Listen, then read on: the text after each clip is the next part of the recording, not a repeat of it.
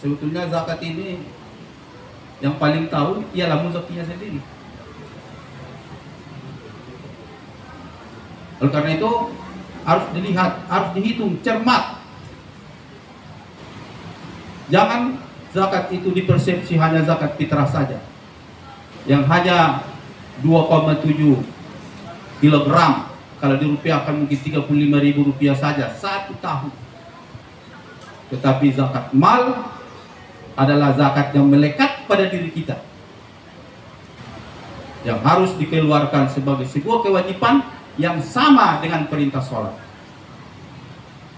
Oleh karena itu, kalau kita berzakat, boleh kita kasih tahu semua orang, aku udah berzakat, kamu? Ya kan? Ada kawan kita yang kita lihat sudah kategori muzaki, kita tanya, kamu udah zakat tahun ini? Belum, kita tanya, zakatlah, supaya kamu nanti tidak sengsara di akhirat. Itu aja bahasanya tinggi aja, jangan datar-datar. Oleh karena itu para mubaligh, para ustadz yang naik mimbar atau di pengajian diharapkan supaya sama-sama mensosialisasikan zakat ini sebagai sebuah kewajiban yang tidak bisa ditawar-tawar. Bahkan diharapkan juga sebagai ibda' binafsik, mulai dari diri sendiri. Ada orang kalau cerita zakat, cerita orang lain, bukan cerita dia. Artinya kalau dikatakan zakat, sudahlah, orang kayanya itu, saya ke orang kaya katanya. Ada orang yang tak tahu dia bahwa dia sudah berubah. Kalau dulu penghasilannya masih ya ratusan ribu, sekarang sudah puluhan juta, tetapi tidak berzakat juga. Infaknya pun masih 20.000. Dulu 20.000, sekarang pun masih 20.000 juga. Padahal penghasilannya sudah bertambah terus. Nah, apa yang terjadi kalau zakat tidak keluar? Yang pertama, zakat itu yang 2% sama dengan kotoran yang ada di perut kita, maaf cakap ya. Kalau tidak keluar di pagi hari atau 3 hari tidak keluar, apa yang terjadi? Saya kira pasti sakit orang. Oleh karena itu kalau tidak dikeluarkan, dia akan menggerogoti harta yang lain. Dan dia akan keluar sendirinya dan membawa harta yang lain. Sakitlah, lumpuhlah, berobatlah dari rumah sakit ke rumah sakit yang lain. Akhirnya habis semua hartanya gara-gara berobat. Rupa-rupanya penyebabnya hanya 2,5%, bukan nggak keluar. Nah ini, Bapak dan Ibu, mudah-mudahan kita tidak termasuk dalam golongan itu. Amin ya Rabbal Alamin. Nah sekarang, kalau di akhirat bagaimana? Dalam At-Taubat ayat 35, maknanya saya sampaikan, bahwa orang yang tidak berzakat mengumpul-ngumpul harta emas, perak, termasuk rekening yang sudah menumpuk itu gendut, nanti di akhirat akan dicairkan itu semua, ditumpahkan ke mukanya, ditumpahkan ke dadanya, ditumpahkan ke belakangnya, pundak dan punggungnya. Itu kalau di neraka itu bukan sekali aja, terus menerus dia, terus menerus begitu. Siapa yang tahan? Gak ada yang tahan itu. Karena gak tahan, maka sekarang harus dihindari. Penghindaran siksa neraka itu sekarang, bukan nanti, tapi sekarang dihindarkan. Dengan cara apa? Membayar, salah satunya adalah dengan membayar zakat. Bapak dan Ibu,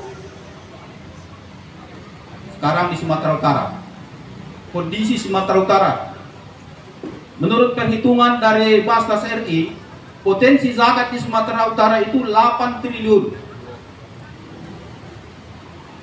survei dari Basnas RI, 8 triliun potensi zakat di Sumatera Utara. Sebagiannya ada di sini, di lingkungan kita, ada di kantong kita, ada di rekening kita, ada di mana-mana, di kantong orang Islam.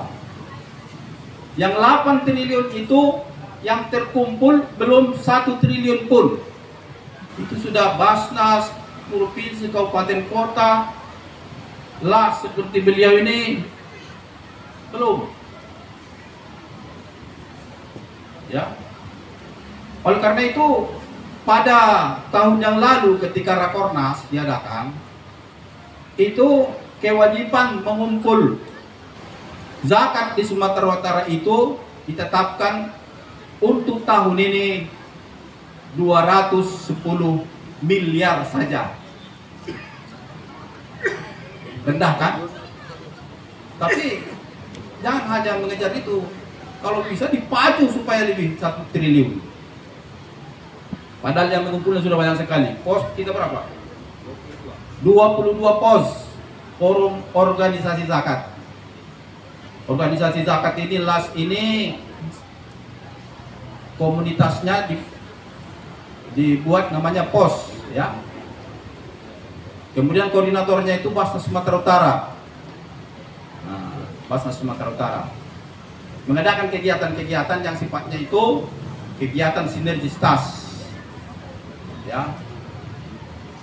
Karena LAS ini harus melapor juga ke Basnas, laporan tahunan dan tengah tahunan, ya. Supaya apa? Supaya tercatat di Indonesia, tahu Menteri Agama, tahu Presiden, tahu masyarakat Indonesia secara keseluruhan, dan bisa diakses, ya. Nah, jadi kerja kita masih sangat banyak. 8 triliun itu 1 triliun aja pun dapat, alhamdulillah sudah sangat syukur. Diperuntukkan kemana? Diperuntukkan untuk 2 macam. Yang pertama konsumtif, dan yang kedua produktif. Maka Basnas Sumatera Utara itu punya program 5 program unggulan yang disebut dengan 1 Sumut Takwa. Sumut Takwa itu salah satu kegiatannya adalah menempatkan dai di daerah-daerah minoritas. Basnas Sumatera Utara menempatkan dai di daerah-daerah minoritas, utamanya di 12 kabupaten kota yang minoritas, sebanyak 100 dai. Jadi kalau Bapak pergi ke Nias Selatan, di situ ada dai kita. Di Nias Barat ada dai kita. Di pulau-pulau Batu ada dai kita. Itulah jauhnya itu. Yang kita kasih setiap bulan honornya, walaupun nggak banyak, hanya 1 juta saja sebulan. Untuk apa? Untuk melakukan kegiatan menjamin terselenggaranya sholat Jumat, jangan sampai nggak ada hati. Menjamin terselenggaranya fardu kifayah, menjamin terselenggaranya pengajian untuk anak-anak, remaja, dewasa, bapak-bapak dan ibu-ibu tidak permisi. Kemudian membangun rumah-rumah ibadah, khususnya daerah minoritas. Membangun pengajian-pengajian yang khusus, misalnya Pertuni, ya, Persatuan Tunanetra Indonesia, ada 30 orang untuk belajar huruf Braille Al-Quran, huruf Braille, itu kita kasih pada mereka bantuan itu. Dari mana? Dari zakat. Pendidikan juga, Sumut Cerdas, kita berikan beasiswa tingkat SD, SMP, SMA, S1, S2 dan S3, dan peralatan sekolah kita bantu mereka, khususnya di daerah-daerah yang sangat memerlukan. Sumut Sehat kita bantu juga mereka untuk perobatan, ya. Nah, kita menyiapkan klinik dan juga tenaga yang dikirim ke tempat-tempat tertentu yang jauh untuk melakukan hitan massal. Sekali hitan 200 orang sampai ke Toba sana, ke Pangaribuan sana. dan juga pulau-pulau terluar di Sumatera Utara. Kemudian Sumut Peduli membantu anak yatim. Kita Basnas Sumatera Utara mengasuh anak yatim itu 300 orang yang dikasih tiap bulan 200.000. Munsia muslimah lanjut usia 200 orang dikasih 200 per bulan. Itu di mana? Itu sekitar Medan. Kadang-kadang ada lansia yang nggak ada keluarganya lagi, tinggal di Gumuk Reog. Gumuknya kita ganti menjadi bangunan permanen. Ya. Kemudian juga ada Sumut Makmur, ya kan? Sumut Makmur ini adalah kegiatan yang sifatnya bantuan ekonomi. Kenapa? Karena belakangan ini zakat ini adalah salah satu instrumen ekonomi syariah.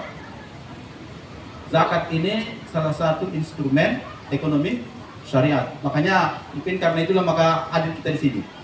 Dari Basnas hadir di sini untuk membantu masyarakat yang sangat memerlukan permodalan usaha.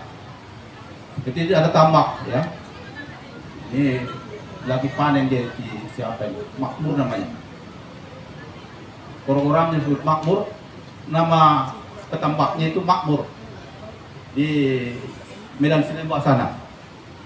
Awalnya dia punya hanya 1 rantai, sekarang sudah 4 rantai. Ya, nah, dia kalau panen dia menyampaikan atau mengirim apanya, impaknya ke kita di Basnas Sumatera Utara. Dalam rangka merubah kondisi mustahik menjadi muzaki yang cepat, menurut pengalaman kami di daerah pertanian tanaman padi di Batubara dan juga di Asahan. Nah, kalau selama ini mereka mendapatkan dana turun ke sawah itu dari rentenir dan tengkulak, tetapi sekarang mereka sudah beralih ke Basnas. Mereka kembalikan, kemudian digulirkan lagi tanpa ziyadah, bighairi ziyadah. Tidak ada administrasi dan tidak ada bunga. Berapa diterima, segitu dikembalikan. Alhamdulillah, zakat mereka juga semua berzakat. Mereka semua berzakat dan zakatnya dihimpun, kemudian disalurkan kembali ke masyarakat atau mustahik yang ada di tempat itu. Yang beberapa waktu yang lalu dihadiri oleh penyerahannya dihadiri oleh Bupati Zahir di Batubara. Bapak dan Ibu yang dirahmati Allah Subhanahu wa taala, untuk kedepannya Sumut Makmur ini khususnya akan ditingkatkan. Perimbangannya 40-60. Ya. Produktif 40 dan kemudian konsumtif itu 60. Kalau yang lain ini, yang lewat ini 30-70. Kenapa? Karena sesuai dengan ketetapan Rakornas Basnas beberapa tahun yang lalu, Basnas diwajibkan untuk pengentasan kemiskinan di Indonesia itu 1%. Jadi 1% itulah kewajiban Basnas untuk pengentasan kemiskinan. Tetapi belakangan ini akan digenjot lagi, mungkin meningkat, tidak 1% lagi, akan ditingkatkan menjadi 2% atau 3%. Makanya oleh Ketua Basnas RI Pak Profesor Nur Ahmad mengatakan antara pemerintah dan Basnas ini harus dekat. Basnas ini bagi pemerintah bisa menjadi tangan kanan, bisa menjadi tangan kiri. Kalau OPD itu tangan kanan, Basnas tangan kiri. Kalau OPD itu tangan kiri, Basnas tangan kanan.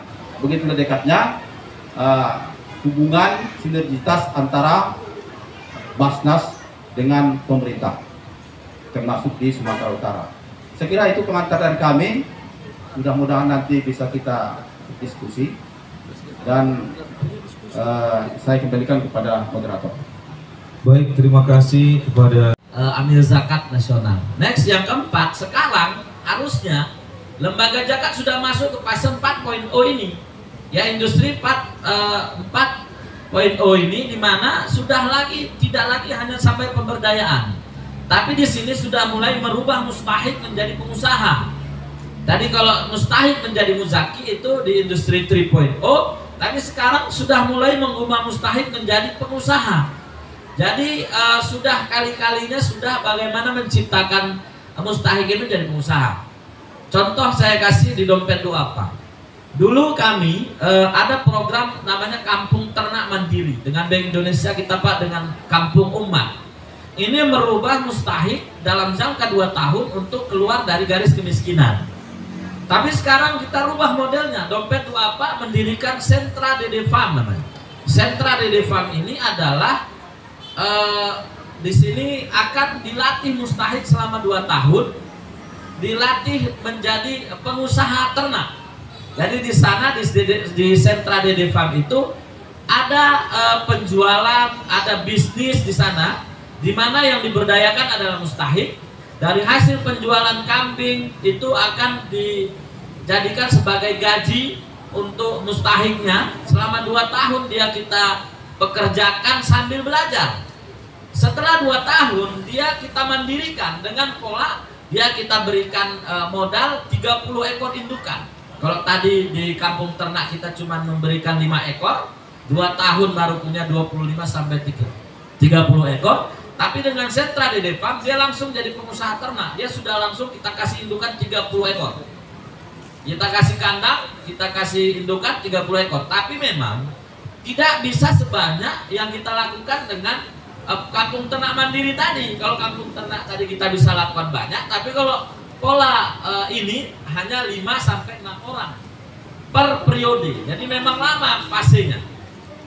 Setelah 2 tahun biasanya mereka mahir, kita berikan mereka 30 indukan dan kita sudah hitung ekonominya Pak. Mereka sudah berpenghasilan 10 sampai 15 juta per bulan dengan modal yang diberikan itu. Maka ini tahapan-tahapan pengelolaan zakat di Indonesia, mulai dari industri 1.0 sampai 4.0 sampai hari ini. Ini konsep program di lembaga-lembaga zakat termasuk di Dompet Duafa Bapak Ibu sekalian. Jadi kami menggunakan zakat itu sampai kepada pemberdayaan. Kalau tadi zakat sebagai pelayanan kita gunakan dana-dana zakat yang dihimpun, pengembangan, pemberdayaan, naik ke untuk pembangunan masjid dan program keumatan lainnya. Ya. Sebetulnya kalau dengan Pak Sulaiman atau ada beberapa rekan yang lain dari lembaga amil zakat itu, kita juga sudah biasa datang ke masjid. Kita menyalurkan juga biasa dengan Pak Sulaiman. Nanti Pak Sulaiman bisa bercerita beberapa tempat yang kita titipkan seperti itu. Termasuk ke masjid juga kita baik dari pegawai yang kita kumpulkan maupun dari lembaga. Jadi ada 2 bentuk dukungan dari Bank Indonesia. Memang Pak Safi tadi ya, Pak Iskandar ya, memang betul Pak. Tadi kalau kami sampaikan sisi permintaannya itu memang sangat banyak sekali, sehingga ketika kita punya katakanlah kelebihan atau bentuk dukungan ini memang saya yakin belum menjangkau merata keseluruhan. Dan ini moga-moga melalui forum seperti ini kita bisa menjangkau lebih banyak muzaki. Harapannya semakin merata yang dapat kita sampaikan. Demikian Pak. Baik, terima kasih Pak Ibrahim. Penutup, Bapak-bapak Ibu sekalian, jadi mari memang kita mulai sadar zakat ini dari diri sendiri. Jadi mulai bulan depan dengan forum ini, marilah sama-sama dilihat penghasilan, dihitung dan dibayarkan zakatnya. Begitu juga untuk BKM masjid tadi, marilah mulai bulan depan, mungkin bulan ini sudah mulai dibicarakan bagaimana pembentukan UPZ bagi yang belum ada. Tadi memang menjadi tanggung jawab kami sebagai Basnas dan Lasnas untuk membina baik itu strategi pencatatan, strategi penghimpunan, strategi penyaluran, itu menjadi tanggung jawab Basnas dan Pos untuk memberikan dan